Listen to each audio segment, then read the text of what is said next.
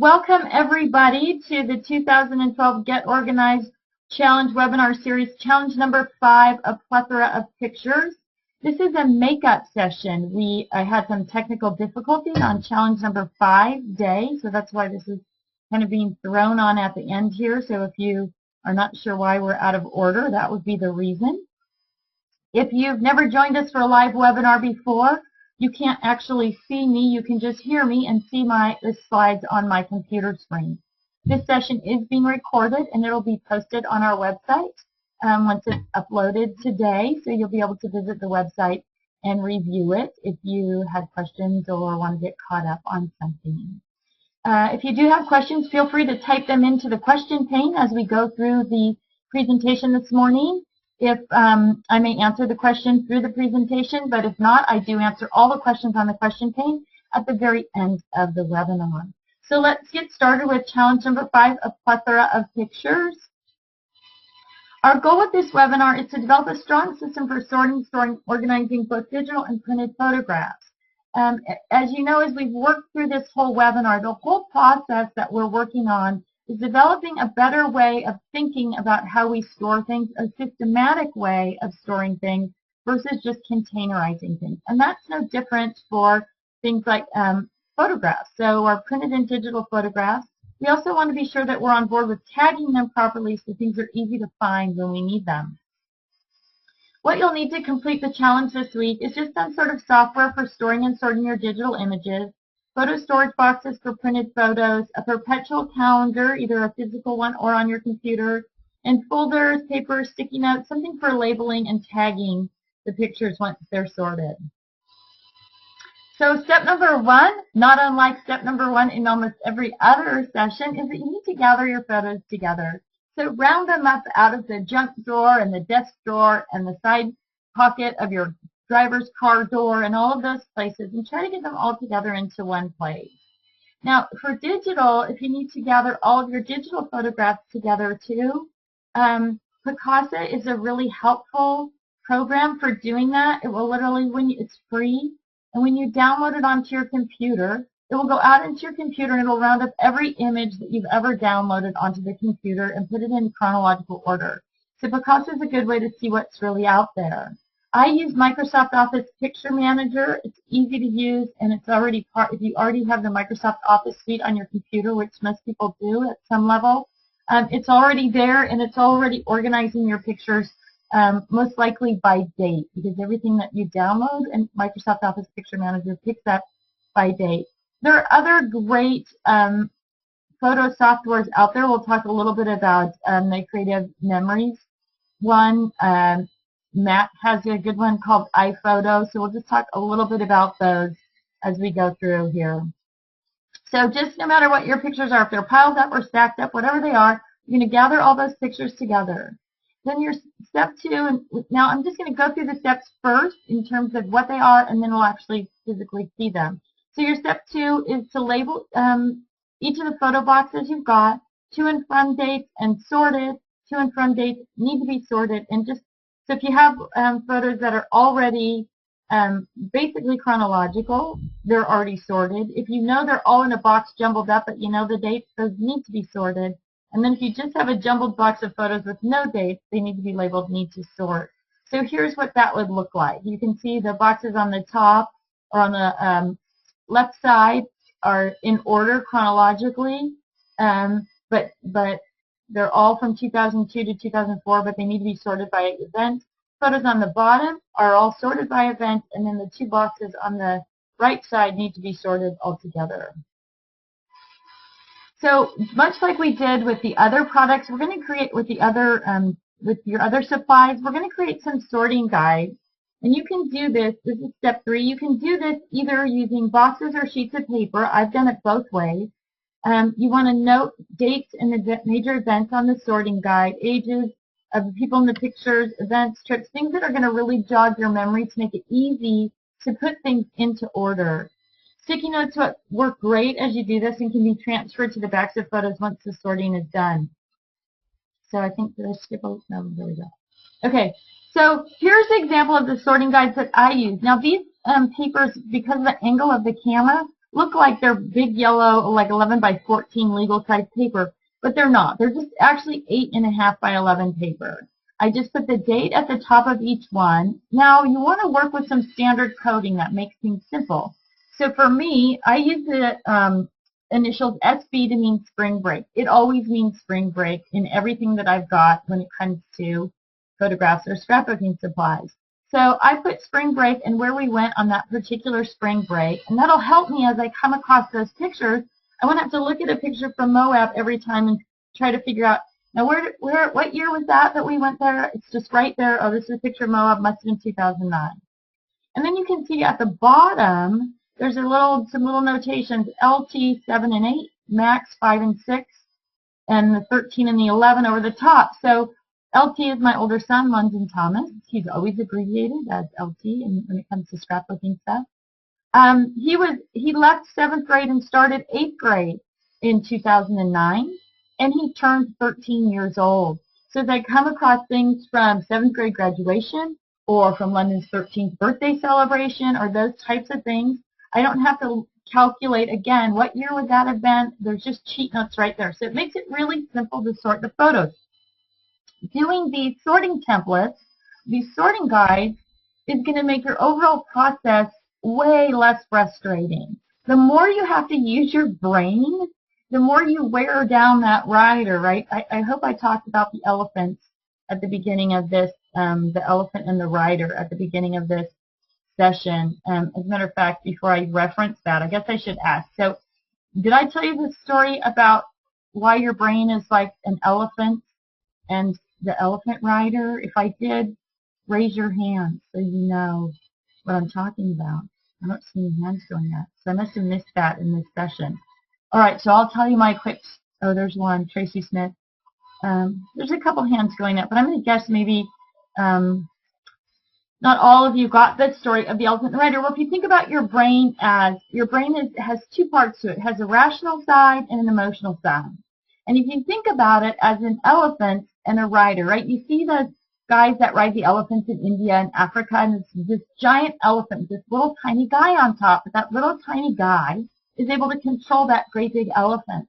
If you think about your brain like that, that little tiny guy is your rational brain, and that elephant is your emotional brain. And the emotional brain is what really powers you to get things done and move through, right? Projects or whatever it is. It's the thing that gets you fired up. Well, that rational brain has to keep your emotional brain in check so that it doesn't go crazy doing whatever. So when your rational brain gets tired, then your emotional brain can take over. And so if your rational brain's tired, your emotional brain takes over and starts running rampant with decision making and not staying on course, right? Because the guy at the head of the elephant's not able to keep him under control anymore. So it's kind of like if you decide to go on a diet, and you start your diet on Monday, and on Monday everything's fresh and your rational brain is able to hold everything together and keep your emotions in check. He's kind of the controller of your willpower. And as the week progresses, he gets more and more tired. And then by Friday, things fall apart. You have an exhausting day at work, or your kids need extra help with homework, or you forgot you're having people for dinner, or whatever it is going on. All of a sudden, your rational brain is exhausted. And so your emotional brain says, we've been so good all week, let's have ice cream for dinner. And because that rational brain's too tired to tell him no, it just takes over and you blow your whole diet, letting your emotional brain just run rampant. So it's the same thing with any kind of project that you're going to do.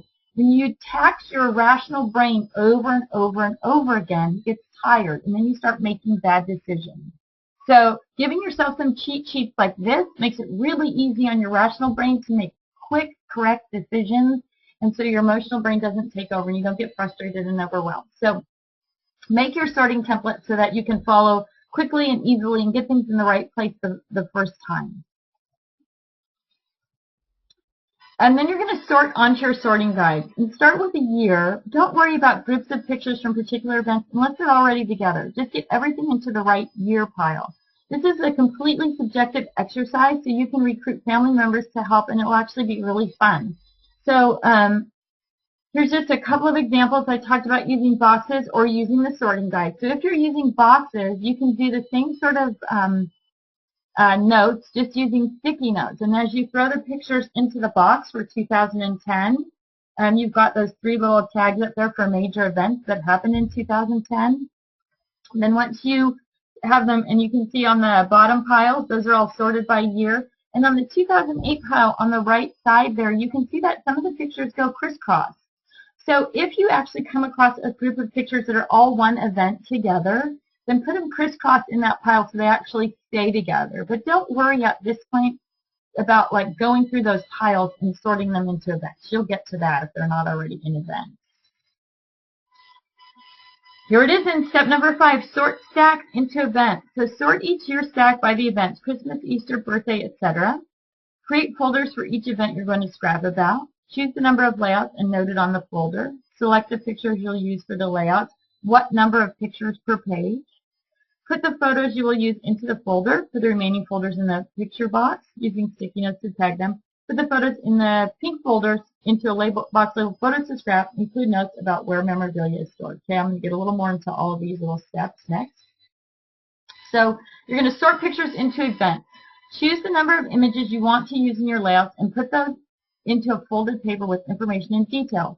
We now have the paper storage box with the photo files that prompt you for all this information. If you haven't seen them yet, I think I added a picture into this presentation for them. But it's the same concept as you see in this picture, just using the photo files instead. Put the remaining photos into the garbage if you can, or into a labeled box by the year and date if you can't. So when I say choose the number of images you want to use for your layouts, the first thing you have to do is choose the number of pages. So if you look at this 2008 California road trip, summer, on the left side, it says 5 pages, 30 pictures. The Hawaii spring says 6 pages, 36 pictures, right? So before you ever start choosing which pictures you're going to use, pick the number of layouts you're actually going to do. It'll make it so much easier to choose the pictures. You might have 200 pictures of one event, but you only want to do a double-page spread. So the first thing you need to do is decide for yourself, what's my limit for pictures per 12 by 12 layout? For me, it's 6. Some people use 4, others use 8 or 10 or 12. But I choose 6 pictures for each 12 by 12 layout. So if I'm going to do 5 pages of this California road trip, then I'm going to choose 30 pictures from the trip. That's 6 per page. Now, like I said, your choices might range from 4 pictures up to 10 or 12 pictures per page. Set that goal first, though. Again, that's going to help your rational brain make better decisions about what pictures to sort out and put in the ready to scrap box versus what pictures to just put in the chronological picture file or toss away, whichever way you're going to work with that. So before you start sorting any pictures, what's your limit per page? And my suggestion to you is to write it down. So I have the number 6. 6 pictures per page posted on my bulletin board. I look at it every time I sit down to scrap. It keeps me focused on what my choices are.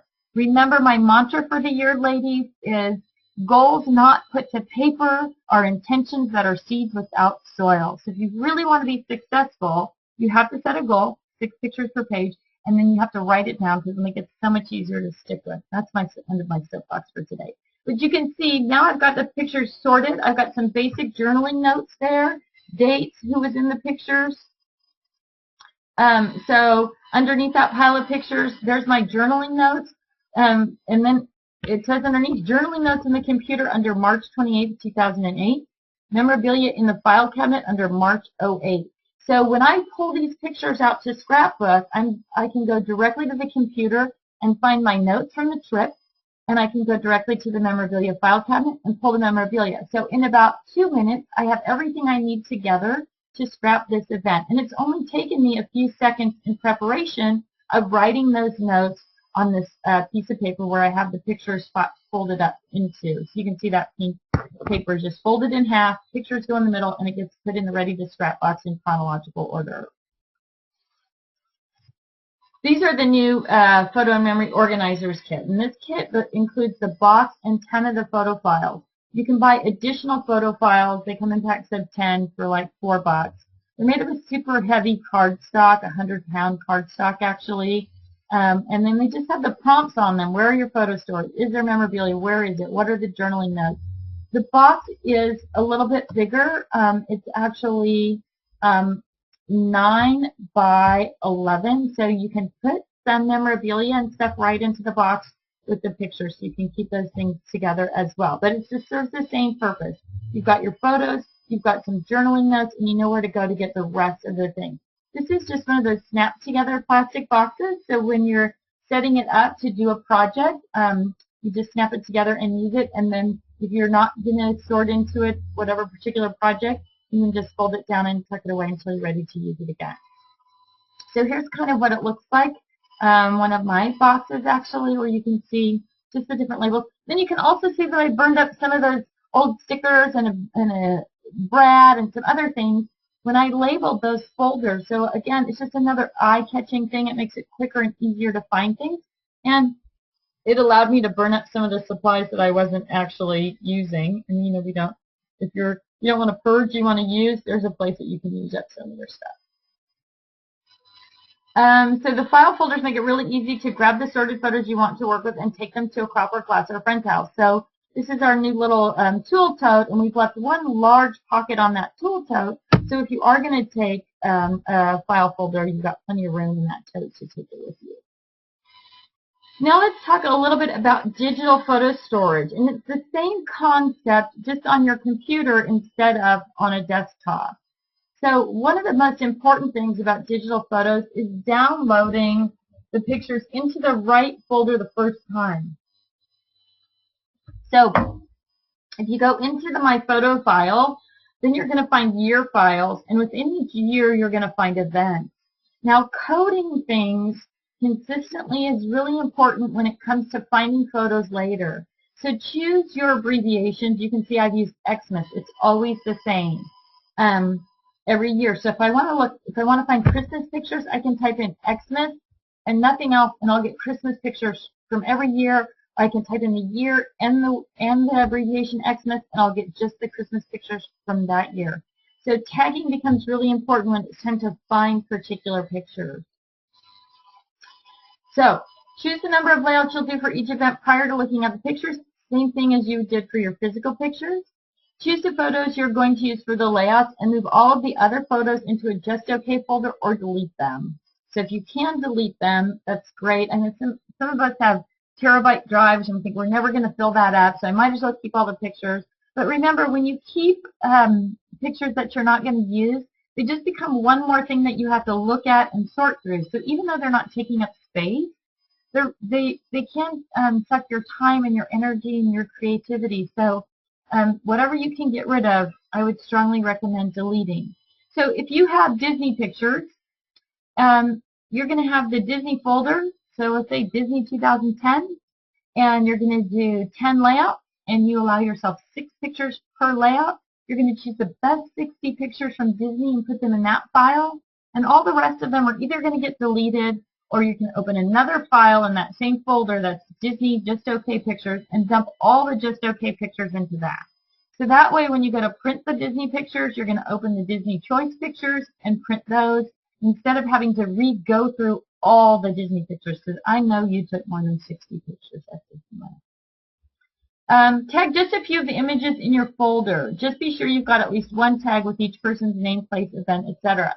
So by tagging the pictures, that's how you pull information from your computer. So if you're using Microsoft Office Picture Manager, you go into My Pictures, you type in Disney LT 2010, and that's going to take me to the folder where that picture is, and I'm going to see all the pictures from that trip. I hope that makes sense. So use a perpetual calendar to aid your memory. And I think I have a picture of a perpetual calendar coming up. If you've never used a perpetual calendar, it's also called a birthday calendar. And it's just usually a long, thin calendar, narrow calendar that has the month at the top and then the days 1 through 31 or whatever. And you just write people's birthday on each line, and then it lasts forever. So so you can just check, flip the calendar every month and see whose birthday it is. You can also use it to indicate your tag. So on Christmas, on my perpetual calendar, it's going to say Xmas. On London's birthday, in parentheses, it's going to say LT. On my sister's birthday, it's going to say her name, Teresa Banks, and then it's going to say TISA in parentheses. So all those little codes in parentheses are how I tag my pictures consistently. so that I know if I want to find pictures of London, I can always type in LT and every picture of London is going to come up, or Mass, or TISA, or whatever. So having that little cheat note to remind you of what you chose for those tags is going to make it a lot easier to find them later. It's going to help keep your keystrokes to a minimum. And don't worry about tagging all of your pictures. It's not necessary. Just get enough tags in that file folder that no matter how you search, you're going to be taken to the right folder. Be realistic. Not every group of photos needs to be sorted and organized. Worry about the things that are most important to you. Here's a couple of examples of the perpetual calendar. So here's one that I just made on a spreadsheet. And so yellow are holidays and pink are people. And so you can see the different codes on there. I put my sister's name, kind of bigger, Teresa Banks, so you can see that was the TISA one. But the yellow ones are the holidays. Now, Easter falls into either March or April every year. I mean, it rotates between March and April. So I always code Easter, and I always put it in March, and then I don't have to worry what year it fell in, what month it fell into that year. I just always put it in March regardless. And then the dates on the pictures are going to be the exact date, but I always know to look for it, in the calendar box under March. So there's all the different things that you can do on the spreadsheet, and then here's a perpetual calendar on the right side, and that's one that I think is put out by Close to My Heart, but you can see how it works, and you just write the people's names down the list there. Okay, so this week's challenge is to establish your physical and computer filing system. So whether you're going to use, the one picture box that I showed was a 16-quart Sterilite container, the one with the blue lid. Are you going to use photo storage boxes, whatever you're going to use, and what kind of computer filing system are you going to use? I mentioned Picasa. That's P-I-C-A-S-A. I think it's both .net and .com now, but it's a free one that you can download onto your computer. It has some basic editing software as well. So establish your physical and computer filing system. Sort 2 boxes, piles, drawers of photos. Add 1 additional box for each family helper you recruit. So if you have a family game night or something, this is a great night to do this. And you'll be surprised at how much fun you actually have with your family sorting these pictures. You'll also be surprised at what people remember about a particular event or trip or whatever. So make sure you bring a little notepad or prepared to write on those file folders everybody's different little story. But it'll give you sort of a new perspective when you're actually journaling about that event or putting your bullet points or however you journal about that event. Because your family members will be able to add in their 2 cents. What were their memories? What was their favorite thing about that trip? But I think you'll find that it's a really fun way to spend an evening. So you're going to, if it's just you, you're going to sort 2 boxes or piles or drawers or boxes, whatever you've got, of pictures, and you're going to add 1 additional box for each family helper you recruit. And then you're going to sort 1 year of digital photos. You're going to sort 1 container of other supplies into your 4-section system. So whether it's a little tiny box or a great big bin, anything that's still hovering around that hasn't been sorted yet, you're going to take on 1 container. If you're a major paper junkie and you're still dealing with paper, you need to sort 4 inches of paper this week too. Woo, that's a lot. It sounds like a lot, but actually the photos stuff you're just going to probably be able to get through in 1 evening of really focused time. So, and then post your success on Facebook, so we all know how well you're doing on the Facebook page. So I'm going to go ahead and open up the question pane. Just a second here. Move it over so it's not quite so annoying. Whoop. All right, so I'm going to go to the top. Patty says, can you spell that, please? And I'm thinking she's thinking of Picasa. I'm going to send to all here. It's P-I-C-A-S-A. If it wasn't Picasa, let me know. Chris asks, what do you do for heirloom photos when you don't know the year or the circumstance? I would take those heirloom photos and put them all into some kind of protectors, depending on the size of them. Get them as close to the age as you can. And sometimes there's obviously clues in the picture about the year they were taken, the way people dress, the cars in the background, those kinds of things. But if you can get them all into a notebook, like a just a regular 8.5 by 11 notebook in page protectors or in photo storage pages, then you can take them with you when you visit relatives or when relatives come over for Christmas or whatever, and there might be other people that can give you a better clue about what those are. But putting them in a notebook in those page protectors, if other people are flipping through them, then they're not touching them and getting fingerprints on them and all that kind of stuff, or maybe spill something on them or whatever, that other people can look through them and help you figure out who's in the picture and what the years were for those. So, you know, keep them. And in a 3-ring system, if something's in the wrong place, it's really easy to open the rings and take that section out and put it back where it belongs. So I would just use something simple like that that other people can look at, but your pictures are all going to stay protected. Kamara says, this is great for event scrapping, but what about relationship scrapping or growth over time? Well, I would say that you could do, if that's what you're working on, an album that sort of documents your relationship, I would start a separate photo storage box, and it's still going to be in chronological order because you want to keep things in a way that your brain can find them. And the brain finds chronological order really simple to remember and to move through. But I would just get a separate photo storage box for that album or those types of pictures, and then you can really journal with each of the pictures, or you can put the memorabilia with each of the pictures in that photo file, and you could really do a great job of keeping track of everything that happened in that relationship, all in just one box. So almost like a holding album just for that relationship, just doing in a photo storage box. Now, if you didn't participate in the holding album class, that was the week after this, so it would have been like around the 21st of February, but it's on the website. A holding album might be exactly what you're looking for to keep that relationship all together in one place. Regarding digital photo storage, it is confusing when you refer to tagging pictures. Are you really just renaming the photo? There are programs available where you can actually tag the photo. This is a virtual tag and the name remains the same. I guess tagging can mean different things to different people, but I was getting confused. Yes, I'm more referring to renaming the photo, Jill. I'm sorry. Some people, you're right. Some people call it tagging. Some people call it renaming. It depends on the program that you're working in.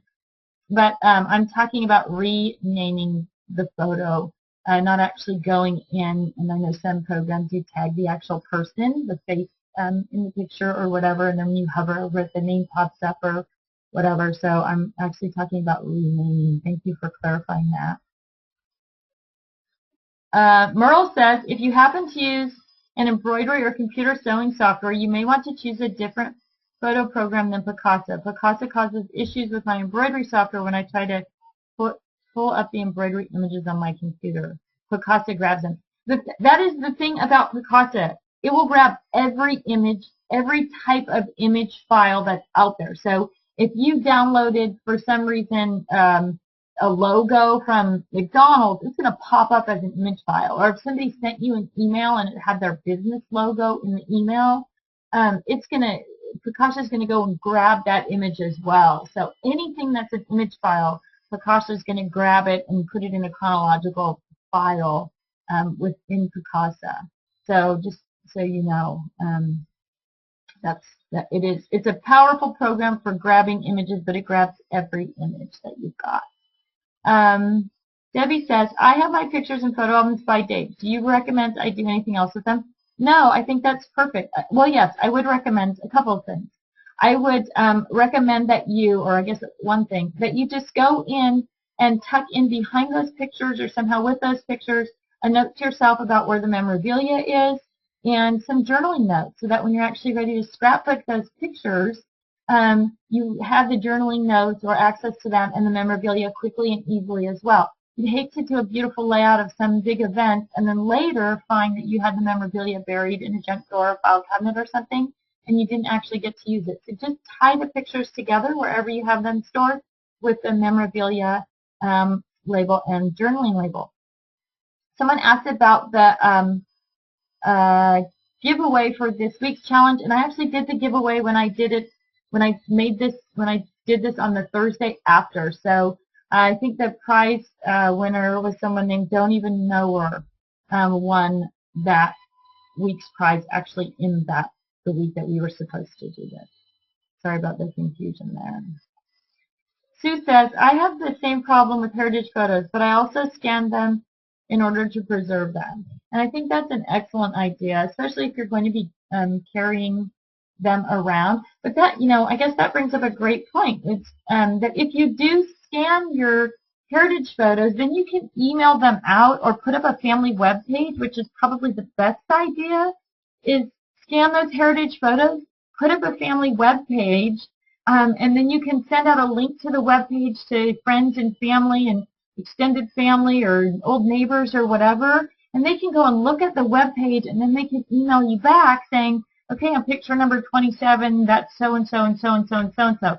So combining Sue's idea of scanning your pictures and then putting them up on a website so everybody that might possibly know somebody. And the nice thing about that is if there's somebody that's an extended family member or an old neighbor that knows another old neighbor's email address or whatever, they're going to be able to share those pictures without having to worry about damaging the pictures themselves. So that would be that's my new improved suggestion. And thank you, Sue, for bringing up about scanning your pictures. Jill asked, do the weekly prizes expire at the end of the webinar? No, they do not. They all have expiration dates on them, but it's just because that's how our system sets things up. So if you were a prize winner and you haven't spent your $25 gift certificate, when you try to spend it, you get an expiration code that says this is expired. Just email customer service and we'll update the code for you. It's no big deal, but you can spend it whenever you want. It's a prize. It's not going to run out. Kathy says, what kind of scanner and settings do you or anyone out there recommend? I scanned a bunch of pictures, but when I looked at them on the computer, they do not look as good as a hard copy.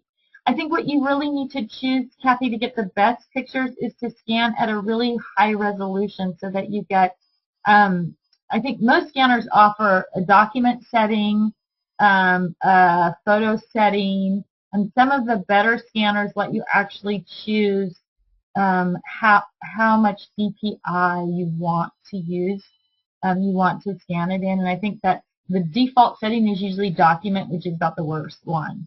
So that may have been why they came out with kind of looking sort of grainy or whatever, because they're not that dense. The pictures aren't that dense. But it does matter a little bit about the scanner that you have. That's a great question, a great discussion for the Facebook group. So if you know something about scanners more than just that basic information, and you want to post on the Facebook group, it sounds like that's something people would find really helpful. Tracy says, scan at least at 600 DPI. I think that's what my scanner defaults to when I say I'm scanning a photo. But I know some of the bigger ones. I think my mom has one that scans at like 1200 or 2400 or some crazy number. Merle says, I have a Brother multifunction J430W, and it is amazing. So I'm going to just reprint. I'm just going to send this to all. So if you're looking for something, Merle is going to give her testimonial to the Brother multifunction MFC-J430W.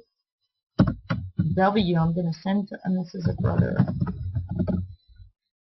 I'm going to send that to all of you. So if you're interested in looking at that, Merle loves hers. Monica says, I had that problem with some heritage photos. I found out accidentally that I could use the color fix, and they turned out beautifully. It took a lot of yellowing out. So again, another advantage to doing the scanning method and then just reprinting those photos. There's something really cool about sort of old cracked up photos, but you may want to just keep them separate and just and keep them as they are, and then scan them and put new prints of them in your albums or your family albums. So looks like we're at the end of the questions. So if nobody has any other questions, I will post a link on the Facebook group today about